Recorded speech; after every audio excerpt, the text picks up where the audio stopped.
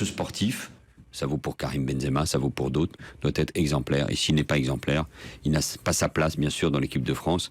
Là, on porte le maillot bleu et on porte fièrement les couleurs de la France.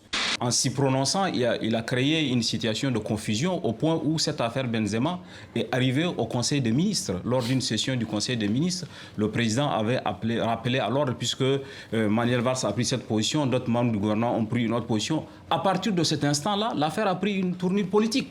Elle n'était plus sportive. Et à l'arrivée, c'est que lorsque Didier Deschamps a décidé de ne pas retenir Benzema, ça a pris une autre tournure. On a senti dans la justification de l'exclusion de Benzema que c'est des critères extra-sportifs. Il y a un malaise, et s'il y a des gens qui expriment ce malaise, que ce soit Djamel Debbouze, qui n'est pas encore une fois le plus mal nourri de ce pays, que ce soit Karim Benzema, que ce soit d'autres gens, etc., c'est qu'il y a un malaise autour de la question identitaire en France. Il y a un malaise autour de la question... Djamel Debbouze qui a regretté après. Oui, il a regretté parce qu'il ne pensait pas que ça ferait un tel ramdam, mais la vérité, c'est qu'ils expriment un malaise. Donc il faut écouter ce malaise.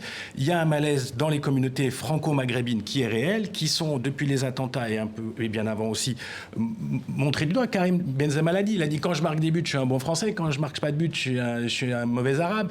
Elle est où l'équipe Black Blamber de 1998, 1998, où on avait cru, peut-être à tort, en tout cas à l'étranger, que si j'ose dire, ces problèmes-là, si problèmes il y avait d'assimilation, voire de racisme, on avait cru que ça se pouvait au moins se diluer dans un exploit sportif. Et quel exploit, en 1998 avec la Coupe du Monde. Alors finalement, à l'étranger, on a rêvé, la France, c'est pas ça, et maintenant on remet tout à plat, on remonte tout et ça n'existe plus, Black Blamber, ou est-ce que si jamais la France fait d'excellentes performances, est-ce qu'on va nous refaire le coup absolument de la France totalement pluriethnique ?